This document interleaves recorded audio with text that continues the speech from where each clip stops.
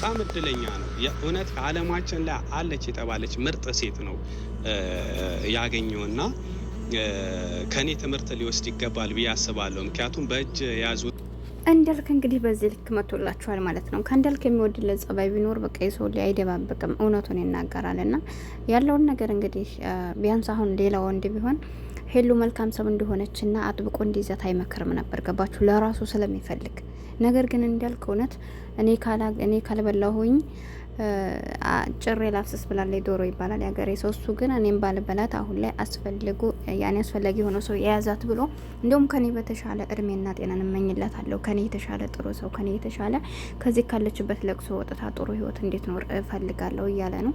እና የሰው ልጅ እንደዚህ ነው። በቃ አብራችሁ ጥሩ ሰው ከሆናችሁ አብራችሁ ከኖራችሁ ኖራችሁ፣ ካልኖራችሁ ደግሞ ከእናንተ ቢለይም እንኳን የተሻለ ነገር እንዲገጥመው ዱዓ ማድረግ ነው። ያን ሰው ጥሩ ሰው ነው በህይወታችን ሳልን ብላችሁ ካሰባችሁና እንግዲህ እንዳልክ ያለውን መልእክት አስተላልፏል።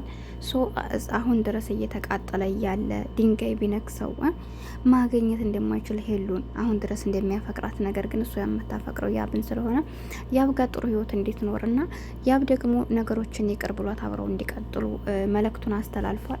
ስለዚህ ሄሉሻ እንግዲህ እየተመሰከረላት ነው። ያብ ጠበቃ አርገ ብትይዛት የተመረጠ ነው ማለት ነው። እና በቃ እንዳልከም በዚሁ አጋጣሚ ልታመሰግኑት ይገባል። በቃ የሰው ልጅ ማለት ይሄ ነው። በቃ ግዴታ የኔ ካልሆነ ስሙን ማጥፋት ወይ ደግሞ በመጥፎ ነገር ማየት አይደለም። በቃ የእናንተ ካልሆነ ያነሰው አላህ የፈቀደው ነው አይደል? የተሻለ ህይወት እንዲገጥመው ዱአ አድርጉለት እላችኋለሁና ወዳችኋለሁ። ቻናሌን ሰብስክራይብ ያደርጋችሁ አብረታቱኝ። ሰላም አለይኩም።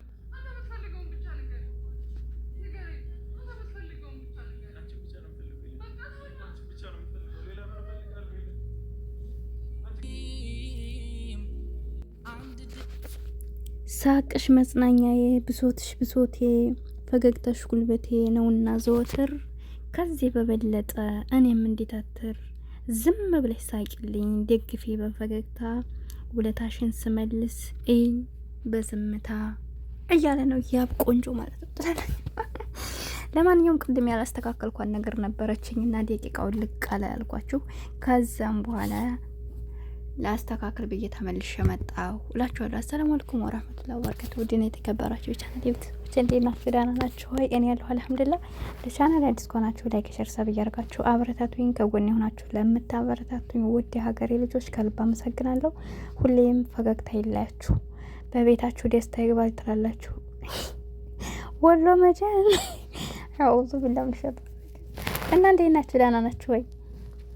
ለማንኛውም እውነት ዛሬ እንደው ፈካ ነው ብያለሁ። እኔ ራሱ ምን እንዳስደስተኝ እንዳለላችሁ ያው የያብን በቃ ውስጡ ላይ ያለውን ነገር ስላወቅነ ትላላችሁ ስለተናገረ ነው። እኛ ገብተን አይተነው ሳይሆን ያው በራሱ አንደበት እንግዲህ ሄዳችኋል።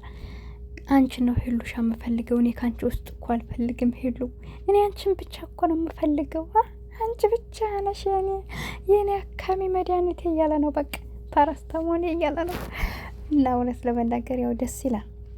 ሄሉ ራሱ ሁል ጊዜ ታስታውሱ ከሆነ እንባዋ እርግፍ እያለ ነበር። ዛሬማ በደስታ አይታችኋት አይደል? በጣም ነው ደስ የሚለው የእውነት። እና ተስፋ አለን እኛ በራሱ ማለት ነው። እኛ እኮ በእነሱ ተጨነቀ ምን እናርግ ብላችሁ ነው። እውነት ግን በቃ በዚህ ቪዲዮ ላይ የብዙ ሰዎችን በቃ መልካምነት ያየውበት ነው። እና ብዙዎቹ በቃ የሰው ደስታ ነው የሚያስደስታቸው። ሰው ሲለያይ የማይወዱ በጣም ብዙ መልካም እህቶች አሉ፣ በተለይ በስደት ዓለም ላይ ያሉት። ለምን እኛ ብዙ ነገሮችንም እዚህ ጋር ስለምናይ ሀገራችን ሆነን ምናልባት እንኳን ይቅርና ለዚህ ማለት እንኳን ለሀገር ሰው ለሚለውና እህት ወንድሞቻችን ነገር ራሱ ተግባብተን ማንኖር በጣም ብዙ ሰዎች እንኖራለን። ያኔ ልጅነትም ስላለ በፊት ከእህቶቻችን ነገር የማንግባባበት አጋጣሚ ያለ፣ ግን ስደት መጥተና በጣም ብዙ ነገር አስተምሮናል። የእውነት ነው የምላችሁና በጣም በቃ የቤተሰብ ፍቅር እዚህ ሀገር ተኖራችሁ ጉዳያችሁ እኮ ለቤተሰብ በጣም ነው የምታስቡት። እዚህ እኮ ነን ራሱ እንግዲህ እያሰባችሁት ለራሳችን አንድ ነገር ገዝተን የማንጠቀመውን ግን ለቤተሰብ ሲሉ ነው ወላሂ ለስጦታ የሰጡንን ሁሉ ሳይቀር ሰብስበን ነው የምንልከው እንዲህ ብናረግላቸው። በቃ የሚታየን ነገር የቤተሰብ ነው። ለምንድን ነው ወተን ስላየነው ነው። እና ከዛም መንገድ እንግዲህ ብዙ እህቶችና አዛኞች ናቸው ስላየኋቸው በጣም ታሳዝኑኛላችሁ። አላህ ደግሞ እናንተ የምትደሰቱበትን እንጂ የምታዝኑበትን እንዳላይ ሁሌም ቢሆን በስደት ዓለም ላይ ያላችሁ ከኔ ጀምሮ ብዙ ነገሮችን አሳልፈናል፣ ብዙ ለቅሶዎችን አይተናል እና አልሐምዱሊላህ እዚህ ላደረሰን አላህ ወደፊትም ደግሞ የተሻለ ኑሮ እንደሚኖረን ተስፋ አድርጋለሁ እና ለዛም ነው አዛኝ የሆን ነው ለማለት ያክል ነው። በመቀጠል እንግዲህ ሄሉና ያብ እንደነገርኳችሁ የሰው ልጅ በህይወታችን በሚዋደድ ሰዎች ላይ ሁልጊዜ ብዙ ፈተናዎች ይመጣሉ።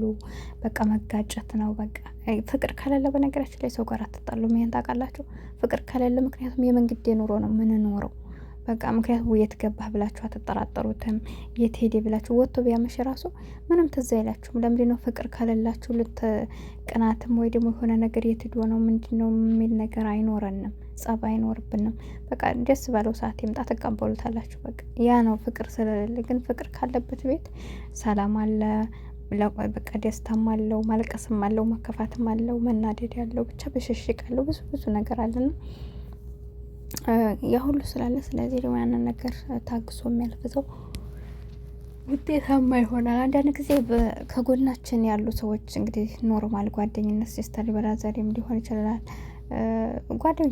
ጓደኞቻችን ነጋ ራሱ እኮ እንነጋገራለን፣ ትነጋገራላችሁ። ነገር ግን ምናልባት ከእነሱ የባሰ ጸባይ ካለን እኛ ምናልባት እንደኛ ጸባይ ሳይሆን ሰዎቹ መልካም ስለሆኑ እኛ ጋር የሚኖሩበት አጋጣሚ ይኖራል።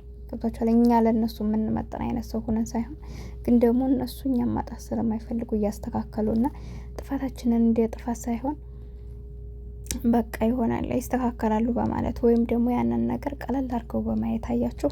እና ብዙ ሰው የሚኖረው እውነት ያነ ሰው ሳይበድለው ሳያጠፋ ቀርቶ አይደለም። ግን የሚወዳችሁ ሰው ከጎናችሁ ከሆነ እንዲሁም ደግሞ በጸባይ ከእናንተ የተሻለ ሰው ከሆነ ይችላችኋል። ገብቷችኋል? አንዳንድ ነገራችሁን እየቻለ እናንተ ደግሞ አላህ ልብ ሰጥቷችሁ ጊዜ ሲኖራችሁ ወይ ደግሞ በቃ እንዲሁ ወይ እነሱ ከእናንተ በአጋጣሚ ይርቁና ወይ ደግሞ ብቻ የሆነ ነገር ከእናንተ በስራም ሊሆን ይችላል ከእናንተ ወጣ ካሉ የነዛ ሰው ጉድለት እናንተ ጋር በሆኑ ታይም ላይ ምን ያክል ነገሮችን ሸፍነው እንደሆነ በቃ ብዙ ነገሮች በቃ እየደወሉ 10 ጊዜ በቃ በሰዓቱ ላይ እየረበሿቸው የመስሏችሁ ነገር ግን እነሱ በሌሉ ታይም ላይ ያ የሚደውሉት ነገር እናንተ ጋር አይዟችሁ የሚሏችሁ ተከፍታችሁ አይዞ በቃ የሆነ ተደስታችሁም ደስታችሁ የምታካፍሏችሁ ሰው ለአንድ ቀን ሆነ ለሁለት ቀን ካጠፉ የነዛ ሰዎች ዋጋ ይገባችሁና ለካ እንደዚህ ነበር እንዴ ለካ የሱ ጭቅጭቅ ሳይሆን በቃ ፍቅር ነው እንዴ እኔም እንደዚህ እንዴ ብለን የምናስባቸው ሰዎች ይኖራሉ። አያችሁ።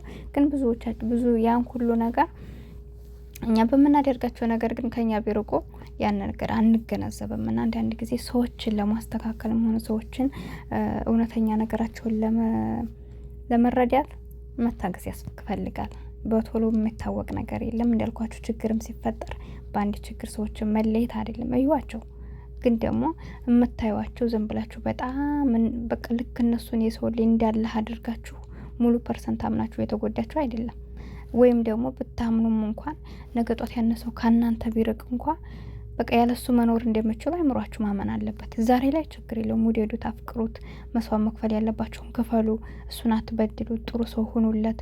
ሚስት ከሆናችሁ ጥሩ ሚስት፣ ወንድም ከሆናችሁ ለሚስታችሁ መልካም ባል ሁኑላት። ግን ደግሞ እንዳልኳችሁ ያነሰው ከእናንተ በሆነ አጋጣሚ ቢርቃችሁ ወይም ደግሞ አላህ ነሲባችሁ አልቆ ቢርቅ እናንተ እንዳልኳችሁ ራሳችሁን በሱስ መደበቅ የለባችሁም። ራሳችሁን አልባሌ ቦታ ውስጥ መጠበቅ የለባችሁም፣ መግባት የለባችሁም። ወይም ደግሞ እሱ ከሄደ ህይወት የለም ብሎ ማመን የለበትም አይምሯችሁ ማለት ነውና እንደነዚህ ነገሮችን ጥንቃቄ ልታደርጉ ይገባል። ምክንያቱም ህይወት ይቀጥላል። ማንም ሰው ጋር ከመጀመሪያው ሰው ጋር አይኖርም። ወይ ደግሞ እናንተ ከፈለጋችሁ ሰው ጋር ብቻ እድሜ ልካችሁ ላኖሩ ትችላላችሁ። አላህ የፈቀደላችሁን ታይም ድረስ ትኖራላችሁ። ከዛ በኋላ ደግሞ እሱ የፈቀደልን ነው የምንኖረው። እዚህ ሰው ላይ ሞትም ስላለ ማለት ነውና ግዴታኛ ያልነው ብቸኛ የተመኘ ነው አልኖር ብለን ከአላህ መንገድ ማውጣት የለብንም። ሲቀጥል ደግሞ እንዳልኳችሁ ሰው ላይ ስንወድ ብዙ ነገሮችን እናበላሻለን። የእውነት ነው የምላችሁ። ቤተሰብን እንከዳለን፣ ጓደኛን እንከዳለን፣ በዙሪያችን እህት ወንድሞቻችንን በቃ የሆነ ነገር ሰው ወዶ አያችሁት አይደል? ይሄ የቤተሰቦቻችንን መክሪያት እሱን ተውት። ግን ከፈጣሪያችን ራሱ በፊት እኮ እነዛን ሰዎች ከማግኘታችን በፊት ተጠንቅቀን የነበርነ ሰዎች እነሱን ስናገኝ ግን እንዳልኳችሁ በቃ በፈጣሪ አርጉም አይለንን በቃ ተጠበቁ ካለን ቦታ እንገባለን። ይሄን ግን በፍጹም እንዳታረጉ። እናት አባት፣ ይሄ ወንድም እህት የሚለው ነገር ይሄ ችግር የለውም። እሱንም ክዱ እያልኳችሁ አይደለም፣ ግን ደግሞ ለሰው ላይ ብላችሁ አላህን መክዳት እንደሌለባችሁ ነው የምነግራችሁ። ገባችሁ?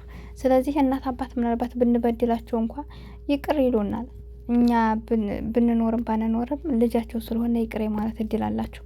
ነገር ግን አላህ ጋር ይህን ተውበት ሳናደርግ ህይወታችን ነው ቢያልፍ ከባድ ነው። ገባችሁ?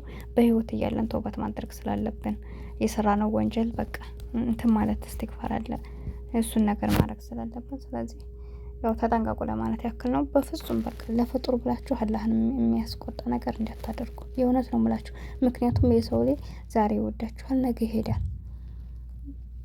በቃ ግን የሄደውንም የሚመልስላችሁ ያላችሁንም የሚቀማችሁ አላህ እስከሆነ ድረስ ሁሉንም ነገር ለምትፈልጉትን ነገር ለአላህ አሳልፋችሁ ስጡት።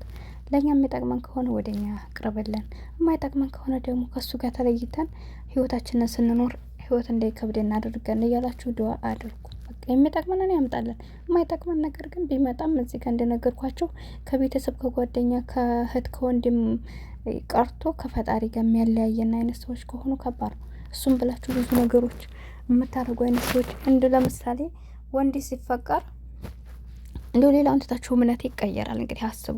አሁን ሙስሊም የነበሩ ክርስቲያን የሚሆኑ ክርስቲያን የነበሩ ሙስሊም የሚሆኑ ከእምነት ደረጃ ራሱ አስባችሁታል። ግን ያን ሰው ምን ያክለኛ ጋር ሊኖር ይችላል?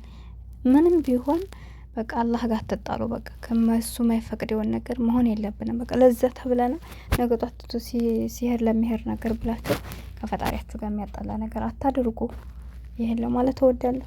ከዛ ባለፈ ደግሞ ያው ደስ ብሎናል ሄሉና ያ በመገናኘታቸው በጣም ነው ደስ ያለና ከአሁን በኋላ ህይወታቸው ያማረ የተዋበ ይሆናል ብዬ አምናለሁ። እና ተመልሼ የመጣሁት እንግዲህ ያው ላስቃችሁ ብዬ ነው። ትንሽም ቢሆን ተስፋ አለን። ነገ በደስታ በሳቅ ነው የሚመጡት ኢንሻአላህ። ዱዓ አድርጉ። በተረፈ እኔን ከጎን የሆናችሁ ለምታበረታቱኝ ውድ ሀገሬ ልጆች ከልብ ነው የማመሰግነው። አሁንም ቻናሌ ላይክ ሰብ እያደረጋችሁ አበረታቱኝ፣ አይከፈልበትም። አብሬያችሁ የነበርኩት ሂቡ ነኝ። በቀጣይ ቪዲዮ እስከምንገናኝ አሰላሙ አለይኩም ወራህመቱላህ